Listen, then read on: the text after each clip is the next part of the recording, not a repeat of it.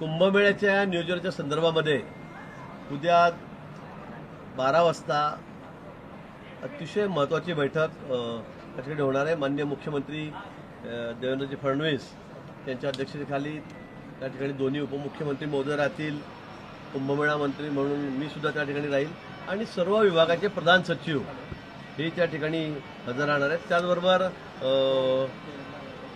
रेल्वेच्या संदर्भामध्ये आपल्याला 2-3 प्लॅटफॉर्म वगैरे जास्त करावे लागणार आहेत।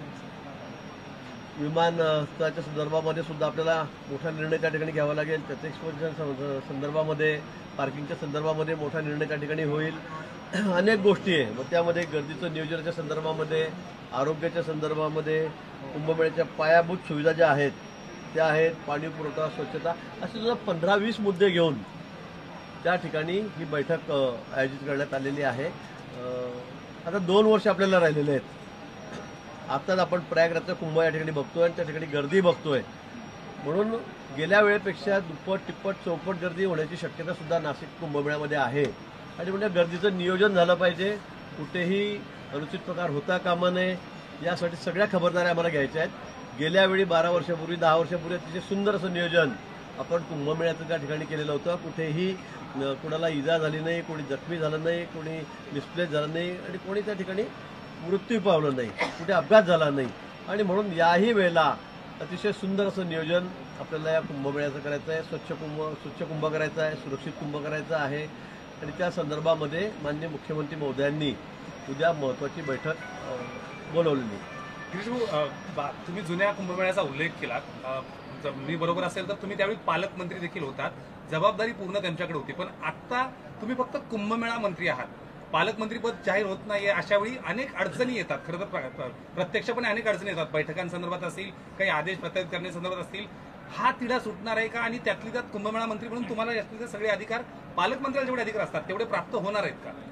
मला वाटतं की या संदर्भामध्ये आपल्याला माहिती आहे, रायगड आणि नाशिकचा थोडा तिढा आहे। मला वाटतं या 2-3 दिवसामध्येच हा प्रश्न सुटेल, कारण हे खरं आहे, कारण पालकमंत्री पद असल्याशिवाय बाकी बैठका करता येत नाही, नियोजन समितीच्या बैठका घेता येत नाही, हे खरं आहे।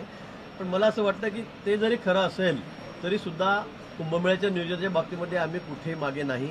माननीय मुख्यमंत्री महोदय, दोन्ही उपमुख्यमंत्री महोदय या संदर्भामध्ये अतिशय बारीक लक्ष घालतायत। परवा शिंदेसाहेब जाऊन बैठक करून आलेत। गेल्या आठवड्यामध्ये माननीय मुख्यमंत्री महोदयांनी एक सविस्तर बैठक या संदर्भामध्ये घेतलेली होती आणि म्हणून मला असं वाटतं की या नियोजनामध्ये आम्ही कुठेही मागे राहणार नाही। पण तरी पालकमंत्र्याची गोष्ट जर लवकर झाली तर त्याचा अधिक फायदा कुंभमेळ्यासाठी सुद्धा होणार आहे। तुम्ही म्हणतात की लवकर होईल, कुंभमेळ्यासाठी सार्वजनिक बांधकाम विभागाकडून तब्बल 3,345 कोटींचा आराखडा देखील सादर करण्यात आला आहे। एक जोरदार तयारी दिसते कुंभमेळ्यासाठी सगळेच विभाग, सगळ्याच खात्यांकडून मागणी मागवण्यात आलेली आहे। ती मागणी त्यांनी दिलेली आहे आणि रोड्स असतील, पूल असतील, कारण आता सगळ्यांचं रुंदीकरण आपल्याला करावं लागणार आहे। नवीन रस्ते, काही नवीन ब्रिज आहेत ते आपल्याला घ्यावे लागतील, कारण यावेळेला मी पुन्हा सांगेल की यावेळेला गर्दी गेल्या वेळेपेक्षा तिप्पटपेक्षाही जास्त गर्दी होईल। कारण आपण आता चाललेला कुंभमेळा प्रयागराजचा बघितला तर त्या ठिकाणी सगळे अंदाज गर्दीचे चुकलेले आहेत, इतकी अफाट गर्दी त्या ठिकाणी झालेली आहे। आणि म्हणून नाशिक तर आपलं त्या मानाने, प्रयागराजच्या मानाने आपला कुंभमेळ्याची जागा ही लहान आहे, नदीचं पात्रसुद्धा किंवा सगळ्याच गोष्टी त्या ठिकाणी लहान आहे, त्यामुळे आपल्याला अधिक बारकाईने लक्ष त्या ठिकाणी द्यावं लागेल। आणि म्हणून मग बांधकाम खातं असेल तर कुठलं इरिगेशन खातं असेल, कुठे घाट करायचे असतील, आरोग्याच्या व्यवस्था असतील, ते STP प्लॅनच्या संदर्भामध्ये पाणी दूषित कसं राहणार नाही, चांगलं स्वच्छ पाणी कसं जाईल नदीमध्ये, या संदर्भात सगळ्या दृष्टीने आपल्याला त्या ठिकाणी काळजी घ्यावी लागणार। MMRDAच्या काही वरिष्ठ अधिकाऱ्यांनी लाच मागितल्याचा आरोप जो आहे तो एका फ्रेंच कंपनीने केला आहे। मुंबई मेट्रोसाठी कन्सल्टंट संदर्भात आहे आणि तसं पत्र फ्रेंच एम्बॅसीनं मला मुख्य आयुक्तांना दिलं आहे। नाही, मला या संदर्भामध्ये आपण सांगतात म्हणून आत्ताच माहिती मला या ठिकाणी मिळाली, पण या संदर्भामध्ये जर कोणी तक्रार केली असेल तर माननीय मुख्यमंत्री महोदय या बाबतीमध्ये, तुम्हाला माहिती आहे, त्यांनी सध्या एक आक्रमक पवित्रसुद्धा या संदर्भामध्ये घेतलेला आहे। म्हणजे तथ्य असेल चौकशी करून तर निश्चित त्यांच्यावर कारवाई केली जाईल। दुसरीकडे पालकमंत्री पदासंदर्भात तुम्ही 2 दिवसामध्ये निर्णय येईल असं सांगितलं जातं, मात्र तुमच्या आणि दादा भुसे यांचं खरं तर नाव होतं, तर आता तिसरंच नाव त्या ठिकाणी बोर्ड लागलेलं पाहायला मिळतं, ते म्हणजे विखे पाटलांचं। विखे पाटलांनी आपली पाठी लावलेली आहे कुठे? नाशिकमध्ये वेगवेगळ्या मंत्र्यांचा ताबा एकाच कॅबिनवर मला दिसतोय. वाटतं जोपर्यंत जाहीर होत नाही तोपर्यंत कुणी पार्टी लावली तर काही हरकत नाही. पण मला असं वाटतं की नंतर जाहीर झाल्यावर सगळ्यांना त्या पार्ट्या आपापल्या काढाव्या लागतील.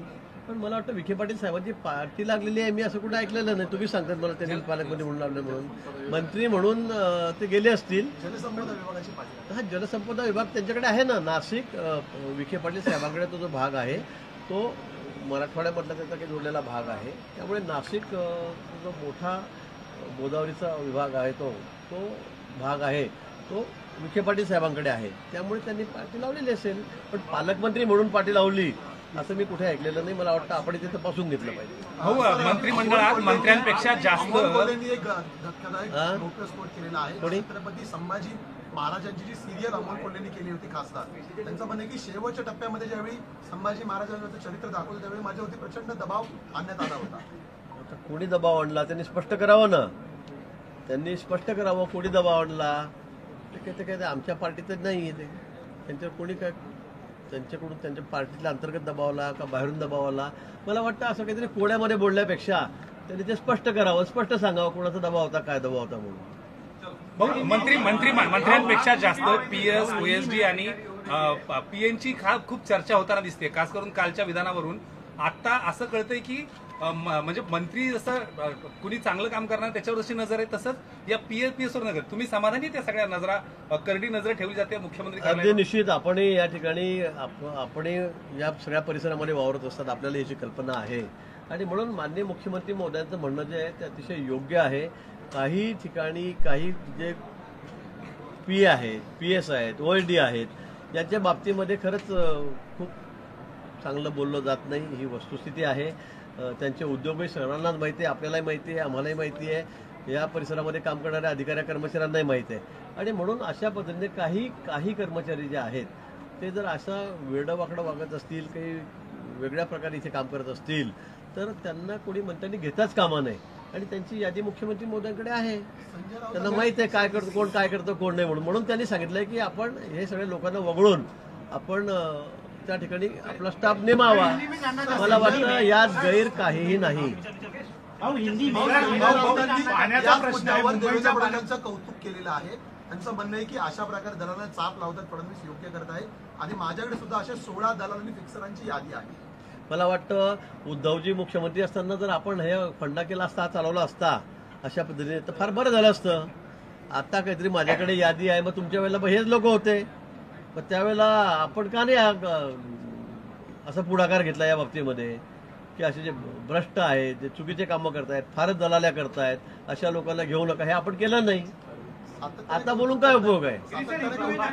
आता काय सांगतो माझ्याकडे यादी तर आपण सरकारमध्ये असताना आपण काय कारवाई केली त्या लोकांवर, आपण का ठेवलं त्याला तुमच्याकडे, हे उत्तर त्यांनी दिलं पाहिजे. सातत्याने कौतुक केलं जात आहे फडणवीसांचं राऊतांकडून किंवा साधनामधून सुद्धा यादी कौतुक केलं होतं. का ही जवळ एक वाढते नाही मला काही या बाबतीमध्ये माहिती नाही.